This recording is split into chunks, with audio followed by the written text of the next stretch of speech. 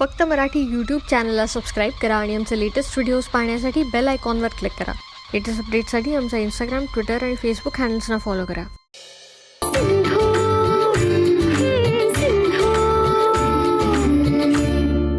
आता माझ्या रत्नाला एकदा चांगलं स्थळ मिळालं ना की मिळवलं. तथास्तु. अगं देवानी प्रार्थना ऐकली तुझी. आपल्या रत्नासाठी स्थळ आलंय आणि तेही स्वतःहून.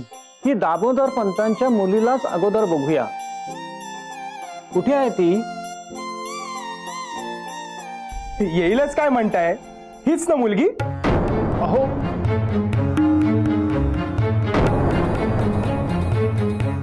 वा, मुली शाळेत लुगडंच नेसून जातेस वाटतं. हो, मी अशीच जाते शाळेत. तुम्ही कोण? अगं आम्ही तुलाच पाहायला आलोय.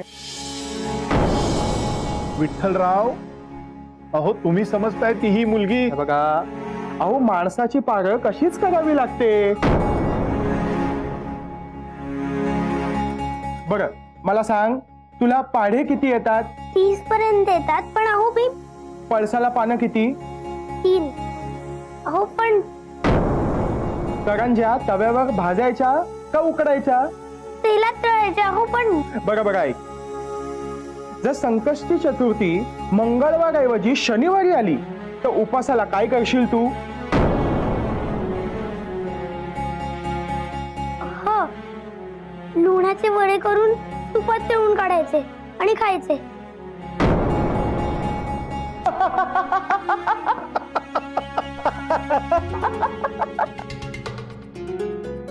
वा वा वा वा वा, मार्तंडराव, फार फार हुशार आहे तुमची मुलगी. सिंधू, तुझी दावत पुढे का निघून आलीस? आणि नवऱ्याला असं एकटं टाकतात का? नवरा?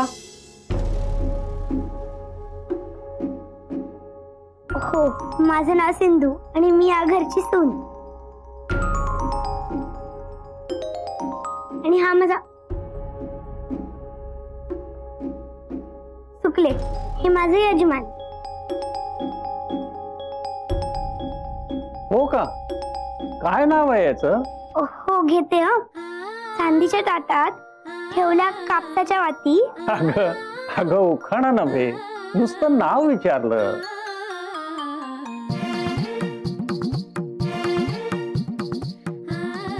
देवव्रत नाव आहे माझं. बाळासाहेब, अहो तुम्ही ज्या मुलीला बघायला आलात ती माझ्या बहिणीची मुलगी रत्ना. हो, आता ती लुगडंच नेसत असेल. माझे बाबा कधीच तिला शाळेतून घेऊन आले. हो का?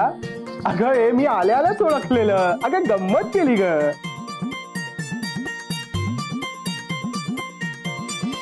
आत ये तू, मग बघतेस तुझ्याकडे. पुन्हा माझ्या मुलांच्या वाटेत नको तेव्हा कडमडली कार्तिक. बरं देवव्रत, सिंधू, तुम्ही आता आज जा. जा. तर मी काय म्हणत होतो, ये आत ये. अगं खूप हौस आहे ना तुला शहाणपणा करायची, पुढे पुढे करायची. तू गप्पा बस, मध्ये बोलू नको, सांगितलं ना एकदा. काय गं, बोलून दाखव. 30चा पाडा म्हण. 30चा पाडा म्हण. 30 एके 30, 30 दुने 60, 30 त्रिक 25चा म्हण. 25चा म्हण. 25 एके 25, 25 दुने 50, 25 39चा म्हण. म्हण ना 39चा पाडा. अगं म्हण. येत नाही आता? येत नाही? मला हात लावण्या इतका मोठा झालास का रे तू? किती वेळा सांगितलं माझ्या मध्ये मध्ये यायचं नाही म्हणून, कळत नाही सांगितलेलं? आणि बायकोचा इतका पुळका येत असेल ना तर जरा तिच्या वागण्याला आवर घाल. त्या पाहुण्यांसमोर पुढे पुढे करायची, चोमडेपणा करायची काय गरज होती? कुणी सांगितलं होतं तिला? विचार ना, विचार. काय गं, सांग ना, कुणी सांगितलं होतं तुला? त्यांनीच आधी प्रश्न विचारायला सुरुवात केली. मी काय केलं? म्हणजे त्यातही त्यांचीच चूक का? तुला आधी सांगता येत नव्हतं? नको तिथे सुरू सुरू बोलायची बरी अक्कल दिली का देवाने तुला? हे बघ, माझी रत्ना तुझ्या इतकी हुशार नाही. तुझ्यासारखी उत्तरं तिला उद्या देता आली नाही तर त्याला कोण जबाबदार? असं नाही होणार. मी तिला पाडे शिकवेन ना. तू शिकवणार आता तिला? किती वेळा सांगितलंय तुला माझ्या मुलांच्या सुखाच्या आड येत जाऊ नको? कळत नाही तुला सांगितलेलं? आज त्याचं काही होणार नाही. रत्नाचं लग्न मी काही विघ्न येऊ देणार नाही. मला शिकवणार आहे? मला उलट बोलणार आहे? दाखवते तुला कसं उलट बोलायचं. काम दाखवते. तुला काय वाटतं हं? मनसा, काय करताय तुम्ही हे? आता काय केलंय सिंधूनी? आली तरी म्हंटल मी हिची पाठराखीण आली कशी नाही अजून? नजर ठेवून बसतेस का ग तिच्यावर? नाही, बरोबर आहे हो. तुझीच फूस असेल ना तिला, तूच शिकवलं असशील, तूच सांगितलं असशील त्या पाहुण्यांसमोर जा, सगळा शहाणपणा करून दाखव म्हणजे माझ्या रत्नाचं लग्न मोडेल, हो ना? हो, काय बोलताय तुम्ही हे? रत्नाचं वाईट व्हावं असं का वाटेल मला? कारण तुला ना माझं वाटतोळ करायचंय म्हणून. हे बघ, तुझं आणि त्या मुलीचं सगळं सुरळीत चालू आहे, पण माझं तसं नाहीये. माझ्या रत्नासाठी आपणहून स्वतःहून चांगलं स्थळ चालून आलंय आणि तुमच्यामुळे जर तिचं लग्न मोडलं ना तर माझ्यासारखी वाईट कोणी नाही. त्यापेक्षा तुम्ही एक करा ना, माझ्या मुलीच्या लग्नाच्या कोणत्याही कार्यात तुम्ही दोघींनी सहभागी व्हायचं नाही, म्हणजे सगळं विघ्नच टळेल. आजच्या पण याला काय अर्थ? देवव्रता, तू गप्पा बस बरं. ठीक आहे वंश, मी आणि सिंधू रत्नाच्या लग्नात सहभागी होणार नाही. त्यापुढे अजून त्रासही होणार नाही आणि कुठलं विघ्नही येणार नाही. असं का म्हणतेस तू? मला सुद्धा रत्न सिंधू, एकदा सांगितलेलं कळत नाहीये का तुला? जा जा, तुमची कटकट नसेल ना तर सगळं छान होईल माझ्या मुलीचं. रत्नाला ना छान तयार करते म्हणजे नकारच येणार नाही. तुम्हाला 30 पर्यंत पाढे येतात काय? रत्नाला सांगते चांगले 40 पर्यंत येतात म्हणून सांगून टाक.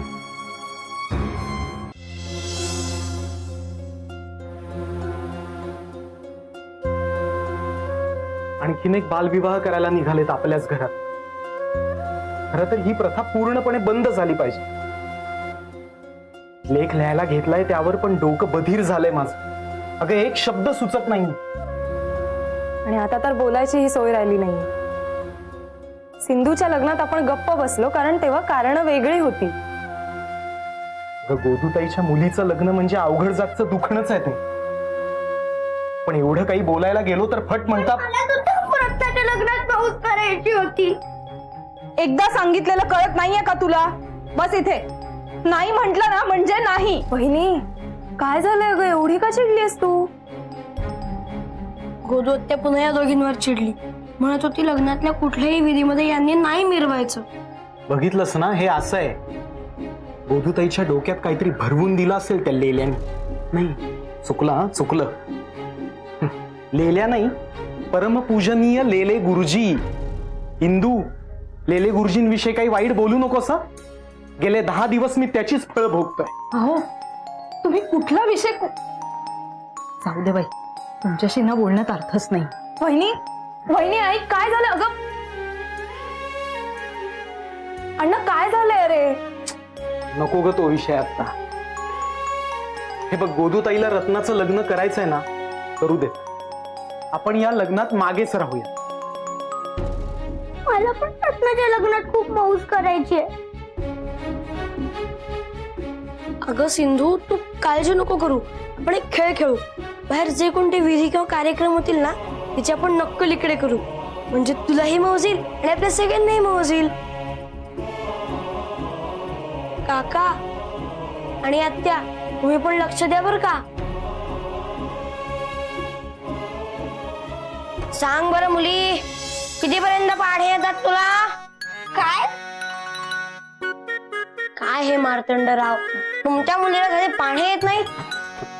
बर मुली, स्वयंपाक वगैरे येतो ना काय? अहो वहिनी, तुम्ही उभे का? इथे बसा बघो. हा मुली, कितीपर्यंत पाढे येतात? 40. 40? अहो, 40 पर्यंत पाढे असतात आम्हाला ठाऊकच नव्हतं. असो, मला ना तू 39चा पाढा म्हणून दाखव.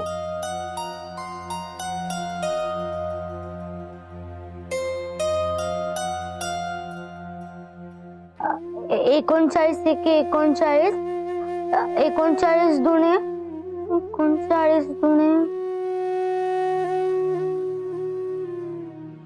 येत नाही? मला सांग, शनिवार वाडा आहे ना, तो शनिवार पेठेत आहे का रविवार पेठेत आहे?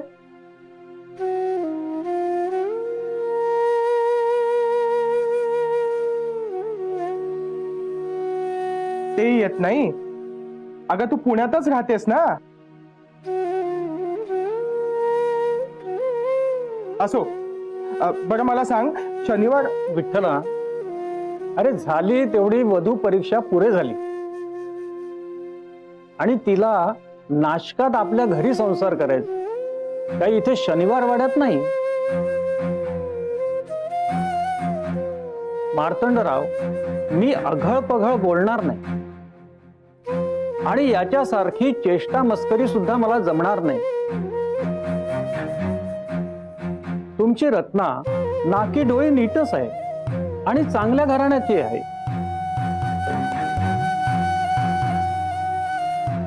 तेव्हा आम्हाला नाचून म्हणून ती एकदम पसंत आहे.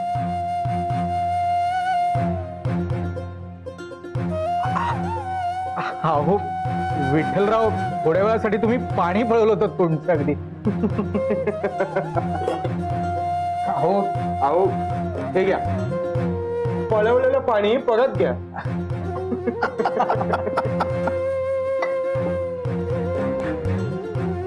रत्नाचं लग्न जुळलं, रत्नाचं लग्न जुळलं. लेले गुरुजी, सगळी सगळी तुमची कृपा आहे. आता कुठलंही विघ्न मध्ये यायला नको. तुम्हाला रत्ना पसंत पडली हे चांगलं झालं.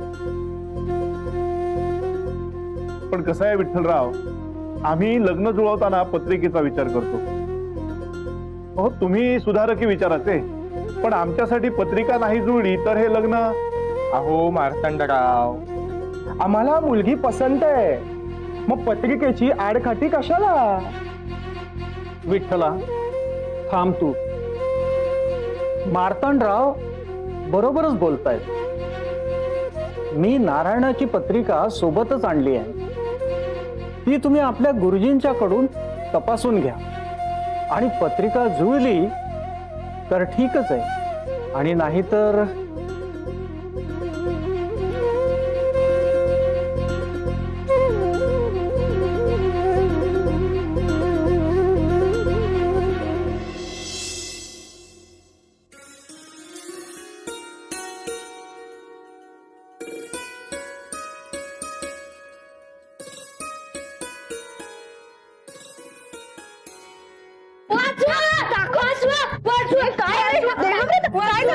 काय झालं?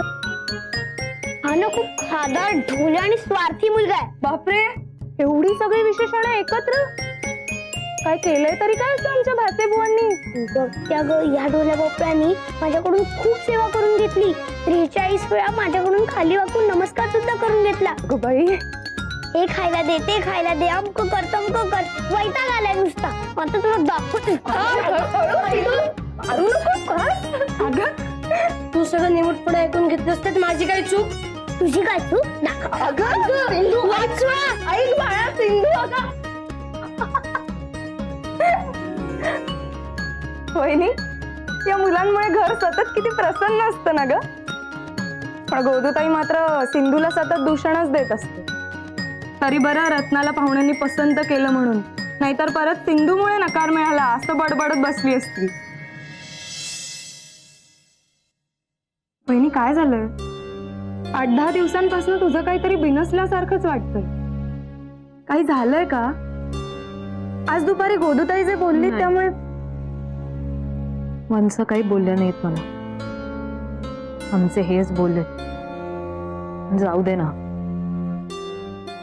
सांगून काही उपयोग नाही. जाऊ दे, नकोस तो विषय. ठीक आहे, पण मन मोकळं करावं असं वाटलं तर बोलू शकतेस तू माझ्यापाशी. मी आहे.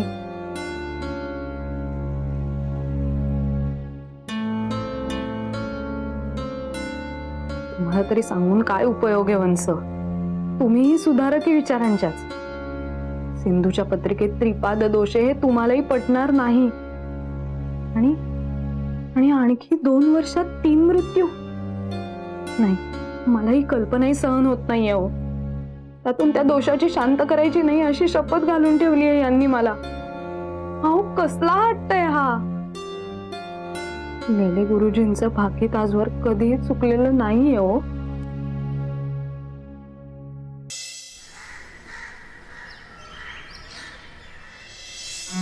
काय गुरुजी, कधीपासूनच्या त्या पत्रिका पाहताय? काय आहे पत्रिकेत सांगा तरी. जुळतीये ना पत्रिका? आनंदाची बातमी आहे. 36 पैकी 32 गुण जुळत आहेत. हो काय सांगताय काय? हो देवच पावला हो, देव पावला. हो, पण हा शुक्र पावला म्हणजे मिळव. म्हणजे म्हणजे शुक्राचे स्थान थोडे चिंताजनक आहे. गुरुजी, मला कळेल असं सांगा ना. रत्नाचं लग्न पार पडेल, पण अपत्य प्राप्तीचं सुख तिच्या नशिबात नाही. हो, म्हणे दशा. अहो, हे असं का बोलताय तुम्ही गुरुजी? तू कशाला काळजी करतो? मी आहे ना. कुठलाही ग्रह वाकड्यात शिरत असेल तरी त्याच्यावर उपाय आहे माझा. एक विधी करावा लागेल एवढंच. पण गुरुजी, त्यानंतर रत्नाचं लग्न आणि तिचा संसार सगळं सुखात. अगं, आनंदात ऐश्वर्यात लोळणार तुझी लेक. काळजीच करू नको तू. बरं झालं हो गुरुजी. पण खरंच तुमचे आशीर्वाद आहेत ना, म्हणून सगळं सुरळीत चालू आहे हो माझं. तुझ्या आणि तुझ्या मुलांच्या सुखाच्या आड येणाऱ्या ग्रह ताऱ्यांना मी सांभाळ, पण तुझे घरचे तुझ्या वाकड्यात शिरणार नाही ना, हे तू तुझं सांभाळ.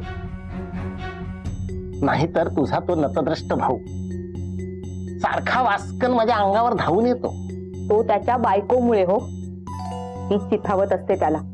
पण या लग्नात तो अजिबात आडकाठी करणार नाहीये. तसं बजावलंय मी त्याला. उत्तम केलं. आता शुक्राची बाधा टाळण्यासाठी जे विधी करायचे ना, ते मी करतो. तू फक्त ते दक्षिणेत. हो, मी घेऊन येते.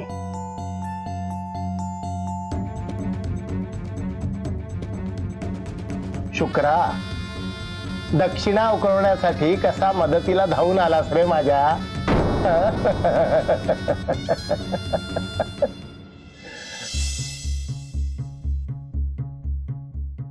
चला मी येतो. या गुरुजी या. आज पत्रिका जुळण्याची एक उत्तम बातमी तुम्ही दिलेली आहे. मार्तंडराव, जे विधी लिखित आहे तेच सांगतो मी. गोदावरी, शुक्र दोषाबद्दल सांगितलंस ना ग? दोष? नाही आप्पा, म्हणजे पत्रिकेत एक छोटासा दोष आहे आणि त्या दोष निवारणासाठी ते एक विधी सुद्धा करणार आहेत. ही दक्षिणा तुम्ही त्यांना. म्हणजे मला काहीच नको. गुरुजी गुरुजी गुरुजी राहू दे. आमच्या भल्यासाठी करताय ना सगळं. पण झालं तर गुरुजी, आता पत्रिका तर जुळली आहे. आता एक छानसा मुहूर्त बघा, म्हणजे एक छोटेखानी विवाह समारंभ उरकून टाकू. काय गोदो? हो, कसं आहे, त्या कानिटकरांच्या पत्नीची तब्येत बरी नसते, म्हणून जरा घाई. मुहूर्ताचं ना? अहो, उद्या चांगला शुभ मुहूर्त आहे. आणि मग 5 दिवसानंतर आहे. सांगा कसं काय आपल्याला जमवायचंय सगळं. उद्या नको. अहो, जरा घाई होईल. म्हणजे त्यांना नाशकात निरोप पाठवावा लागेल, वऱ्हाड येईल, परत आपल्यालाही काहीतरी तयारी करावी लागेल. 5 दिवसानंतर जर चालेल. काय गोदू? चला मग मी कानिटकरांना तसा निरोप पाठवतो. काही हरकत नाही. हो.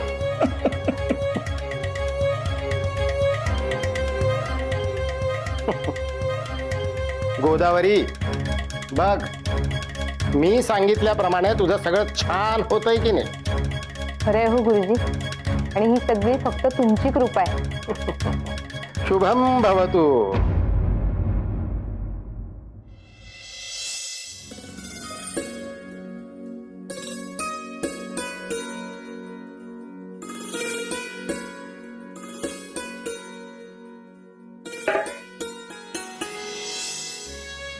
सरस्वती, घाबरू नको. सिंधूच्या त्रिपाद दोषाची शांती करण्याबद्दल काही विचार केलायस की नाही? की मी सांगितलेलं भविष्य खोटच वाटतंय तुला? नाही गुरुजी, तुमच्यावर विश्वास आहे माझा, पण हा, आलं आलं लक्षात माझ्या. तुझा तो सुधारकी नवरा लोडण्यासारखा आडवा आला असता. सरस्वती, तुला एक बजावतो. सिंधूच्या त्रिपाद दोषानुसार पुढचा मृत्यू व्हायला पोषक काळ आहे. मृत्यूचं सावट आहे तुमच्या या घरावर. गुरुजी हो, काय बोलताय तुम्ही हे? मला जे दिसतंय ते बोलतोय. तुला सावध करतोय सरस्वती. शांती करून टाक. आता मी देवळातच जातोय. तुझी हरकत नसेल तर सगळ्या विधी करून टाक. हो, आणि हो, तुझ्याकडे जर द्यायला रोख रक्कम नसेल ना, तर तुझे दागिने दिले तरी मला चालतील. मला काही हरकत नाही. अहो पण घरी कळतंय. तुझ्या नवऱ्याला न कळू देता हे सगळं करायचंय ना. करू. छान छान कारस्थानं चालली आहेत ती. पण काय आहे, मांजरांनी कितीही डोळे मिटून दूध प्यायचं. अरे पण तुम्ही तर लांडगा आहात नाही का, लांडगा. मी मनात आणलं ना तर आत्ता या विहिरीत बुडवून तुम्हाला जलसमाधी देईन.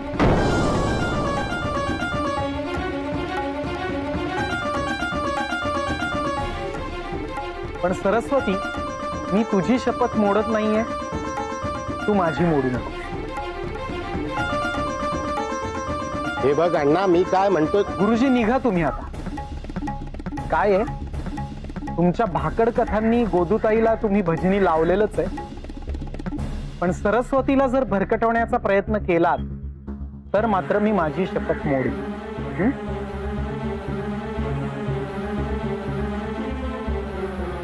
मग निघताय ना?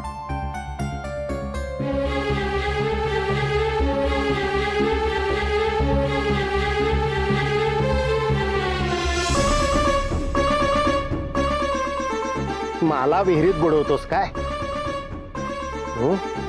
सिंधूचा त्रिपाद दोष तुमच्या घरादाराला कसा बुडवतो ना, हे बघशील. विधी लिखित आहे. त्यानुसार पुढचा मृत्यू लवकरच. तुम्ही शपथ सुटली म्हणा बरं. मी पाया पडते हवं तर तुमच्या. मीच लोटांगणी जातो आता तुझ्या. पण तू हे असं काही बोलू नकोस बाई. अहो अजून किती अंत पाहणार आहात तुम्ही माझा? मृत्यूचं सावट जाणवतंय हो मला. आणि माझा डावा डोळा सतत फडफडतोय हो. हे बघ, डोळा फडफडत असेल तर इंदूला किंवा वैद्यांना दाखवून अंजन घालून घे डोळ्यात. म्हणजे दृष्टी स्वच्छ होईल आणि मनही स्वच्छ होईल. आता तू दुसरी गोदूताई होऊ नकोस.